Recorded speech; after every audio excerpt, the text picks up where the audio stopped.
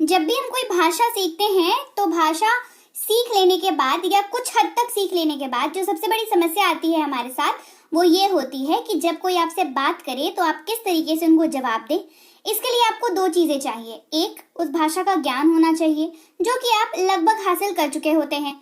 दूसरा, आप में वो कॉन्फिडेंस होना चाहिए जिससे आपने जो चीज सीखी है उसको आप एक्सप्रेस कर सकें, उसको आप सामने वाले को बता सकें।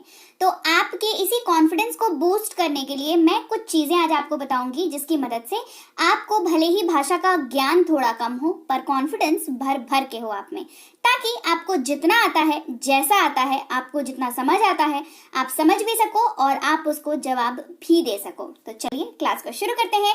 कॉन्फिडेंस बूस्टर वाली क्लास आज होने वाली है, तो चलिए क्लास को शुरू करते हैं। जब किसी को धन्यवाद कहना हो या थैंक यू कहना हो तो आप किन किन तरीकों से धन्यवाद कह सकते हैं, किन किन तरीकों से थैंक यू कह सकते हैं और हर किसी का क्या अलग मतलब होता है और आपको कब किस वक्त ये कहना है और कितना कहना है, ये जानना बहुत जरूरी है। तो जब किसी को आपको धन्यवाद कहना हो तो जाहिर सी बात है, अगर इनफॉर्मल कॉन्वर्सेशन हो रही है, मतलब आप अपने दोस्त से बात कर रहे हो या रैंडम किसी से बात कर रहे हो जिसको बहुत ज्यादा आप पर्सनली जानते नहीं हो, जस्ट एक ऐसी ही बात हो रही है ना, तो आप थैंक्स कह सकते हो। थोड़ा ज्यादा अगर मेहरबानी करनी हो आपको और थोड़ा ज्यादा सामने वाले ने आपके लिए काम कर दिया हो तो आप कह सकते हैं thanks a lot. Thanks a million भी आप कह सकते हैं अगर कुछ ज्यादा ही खुश हो गए हैं आप तो। मेनी थैंक्स का इस्तेमाल भी कई लोग करते हैं, विच इज गुड, आप इसका इस्तेमाल कर सकते हैं। ये फॉर्मल इनफॉर्मल दोनों जगहों पर चल जाता है। ये समझ लीजिए फॉर्मल क्या होता है, इनफॉर्मल क्या होता है। फॉर्मल का मतलब होता है जहां पर आप ऊपर नीचे अपनी भाषा को नहीं कर सकते हैं, जैसे कि आपका स्कूल हो गया, आपका कॉलेज हो गया, कोई गवर्नमेंट ऑफिस हो गया और प्राइवेट ऑफिस भी हो गया फॉर दैट मैटर, है ना, जहां पर आप ना बहुत ही तमीज से तरीके से आप करके बात करते हैं, नहीं ऐसा कैसे हो गया, इस तरीके से आप बात करते हो। इनफॉर्मल कॉन्वर्सेशन क्या होता है? इनफॉर्मल कॉन्वर्सेशन होता है वो जो आप अपने दोस्तों के साथ करते हो, अपने घर पे करते हो, अपने पड़ोसियों के साथ करते हो। मतलब पड़ोसी एज इन आपके दोस्त होने चाहिए, वो पड़ोसी आपके जान पहचान वाले होने चाहिए। हंसी मजाक का रिश्ता आपका अगर उनके साथ है तो आप वहां पर इनफॉर्मल कॉन्वर्सेशन कर सकते हो। ठीक है, हंसी मजाक का रिश्ता इसको ना सिंपल एक लाइन में याद रखो, हंसी मजाक का रिश्ता है मतलब इनफॉर्मल है। ठीक है, और फॉर्मल के लिए तो खैर पूरी दुनिया पड़ी हुई है, सबके साथ फॉर्मल ही बात करते हैं हम लोग, है ना। चलिए, तो ये फॉर्मल इनफॉर्मल का बेसिक और छोटा सा मैंने आपको एग्जांपल दे दिया और इसको आपको हमेशा ध्यान में रखना है कि आप किस जगह पर हो। देखो, नॉलेज होना जितना जरूरी है ना उतना ही ये भी जरूरी है कि आपको उस नॉलेज को कब कहाँ कैसे प्रेजेंट करना है ये भी आपको पता होना चाहिए, नहीं तो उस नॉलेज का क्या ही करोगे, है ना।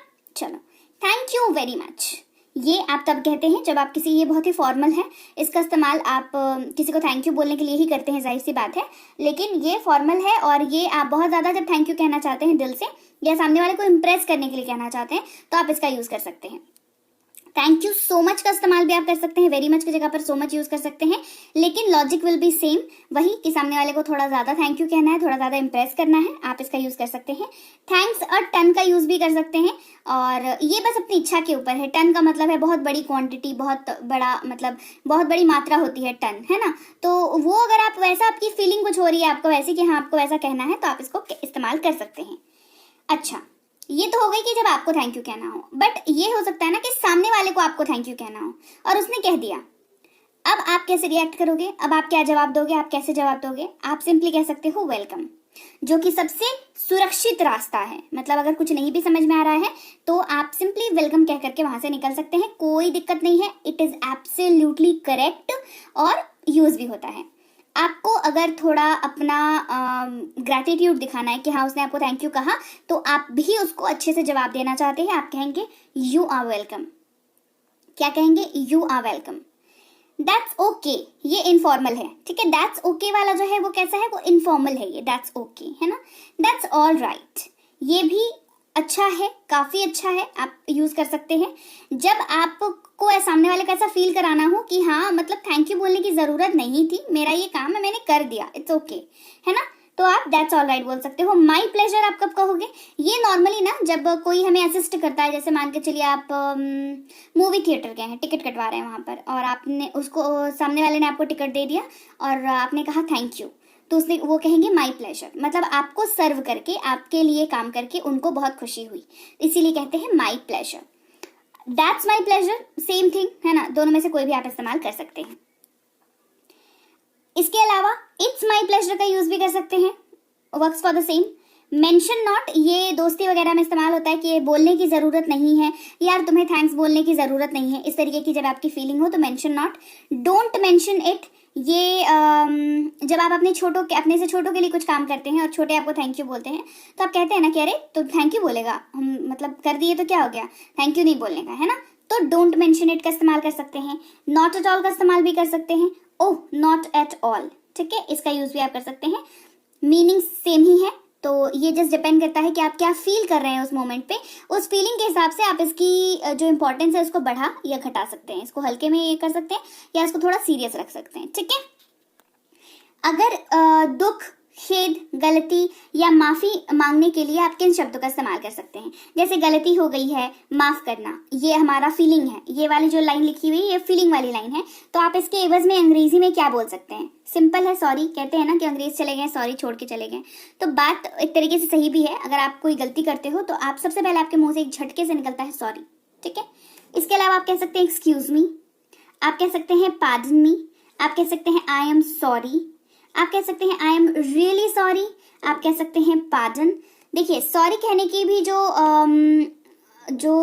ये लेवल है आपका दुख का, उसके हिसाब से सॉरी कहना है। जैसे आई एम सॉरी, ये नॉर्मल सा हो गया, ठीक है। आई एम रियली सॉरी, मतलब ये थोड़ा सा आप कुछ ज्यादा ही सीरियस है, यहाँ पे सॉरी को लेकर के आप कुछ ज्यादा ही सीरियस हैं, इसीलिए आप कह रहे हैं आई एम रियली सॉरी, ठीक है।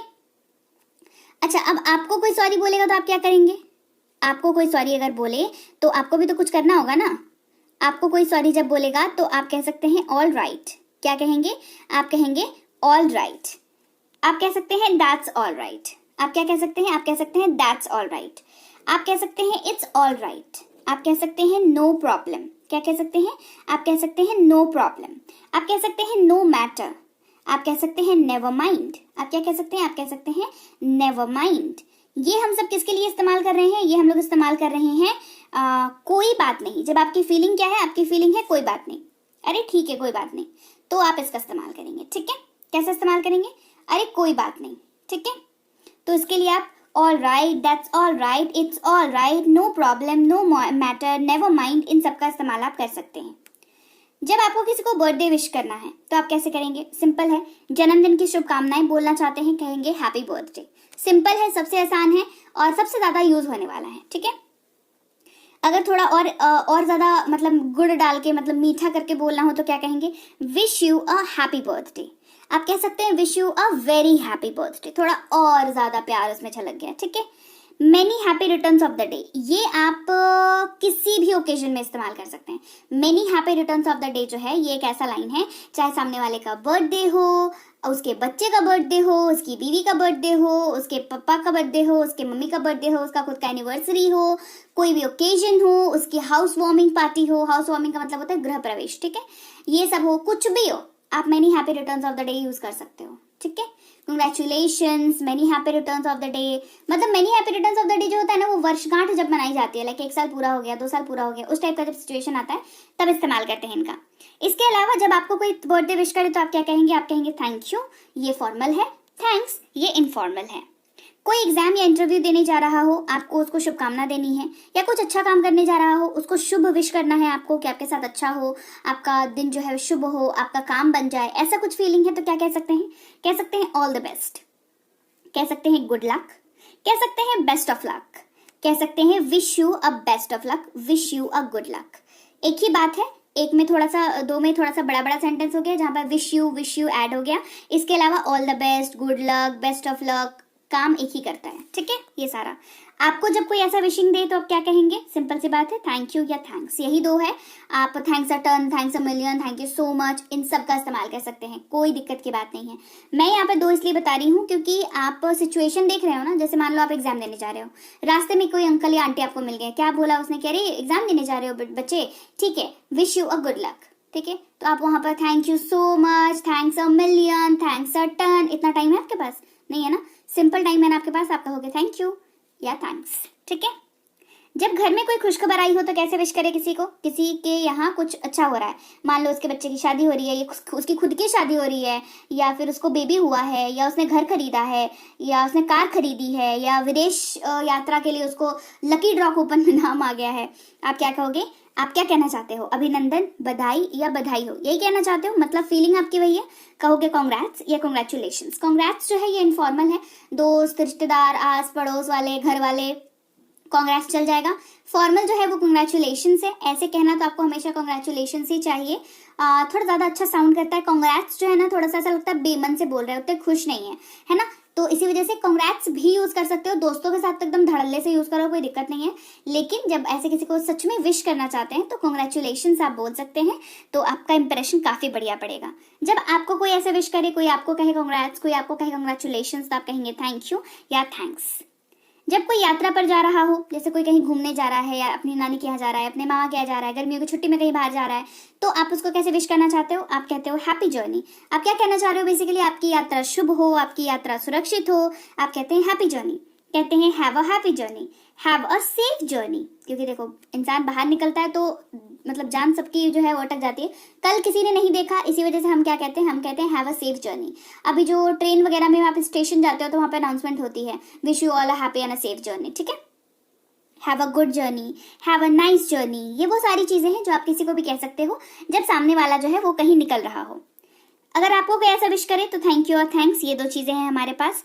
कोई पर्व या त्योहार पर विश करें तो कैसे विश करना हो कर सकते हैं? हैप्पी दिवाली बोल सकते हैं, हैप्पी होली बोल सकते हैं, हैप्पी न्यू ईयर बोल सकते हैं, और हैप्पी के बाद कोई सा भी फेस्टिवल हो, कोई सा भी फेस्टिवल हो आप लगा दो। बट हाँ, उस फेस्टिवल के पीछे जो है आपको पता होना चाहिए, जैसे बहुत सारा फेस्टिवल्स ऐसा होता है जो उतना खुशी वाला नहीं होता है ना, तो उसके आगे हैप्पी नहीं लगाने का है। मतलब हमारा भारत जो है वो विविधताओं का देश है, इसमें बहुत सारे लोग रहते हैं, बहुत तरह के लोग रहते हैं, बहुत धर्मों के लोग रहते हैं, बहुत सारी चीजों की मान्यताएं हैं। हर आप चले जाओ ना, हर 200-300 किलोमीटर पे चीजें बदल जाती हैं, खान पान, लोग, मान्यताएं, त्योहार, सब कुछ बदल जाता है। तो आपको पता होना चाहिए बैकग्राउंड में कि अच्छा ये हैप्पी वाला फेस्टिवल है या ये किसी चीज को, किसी दूसरी चीज का फेस्टिवल है, ठीक है, ये आपको पता होना चाहिए। तो आप जो है वहां पर हैप्पी मत लगाना। बट हाँ, मैक्सिमम फेस्टिवल्स होते ही इसलिए क्योंकि आप इसको सेलिब्रेट करते हो, ठीक है। तो जैसे मान लो ना, एक नॉर्मल सा एग्जांपल है, जैसे गांधी जयंती जो होती है वो गांधी जी का बर्थडे होता है, तो वहां पर आप गांधी जी का बर्थडे है तो वो हैप्पी वाला फेस्टिवल है। लेकिन जो डेथ डे होता है गांधी जी का, उस पर तो आप हैप्पी नहीं बोल सकते हो ना, ये सेम वही वाला लॉजिक यहाँ पे लग रहा है। तो फिर मेक श्योर करें कि आपको थोड़ा सा पता हो उसके बैकग्राउंड के बारे में, तभी हैप्पी लगाया करें। ऐसे मैक्सिमम जगहों पे हैप्पी चल जाता है क्योंकि फेस्टिवल मनाते ही खुशी के लिए हम लोग, है ना, तो हैप्पी लगा सकते हो। बट थोड़ा सा सेंसिटिव हम लोग रहेंगे यहाँ पर ये वाला चीज देखते वक्त। आपको कोई अगर विश करे फेस्टिवल के बारे में, तो अगर आपका फेस्टिवल है तो जाहिर सी बात है कि फेस्टिवल तो सबका होता है ना, चाहे कोई सा भी फेस्टिवल हो वो सबका है, हम सबका फेस्टिवल है ना।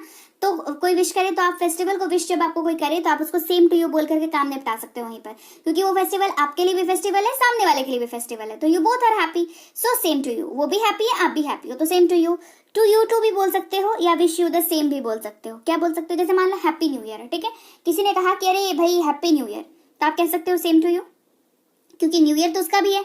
अगर आप कह सकते हो टू यू टू, मतलब आपको भी, आपका भी तो न्यू ईयर है, आपको भी, या फिर विश यू द सेम, मतलब उसने जो कहा वो उलट आपने उसको बोल दिया कि हाँ भाई तेरे को भी happy new year, wish you the same, मतलब तूने जो मेरे को विश किया वही तुम्हारे लिए, wish you the same. Clear?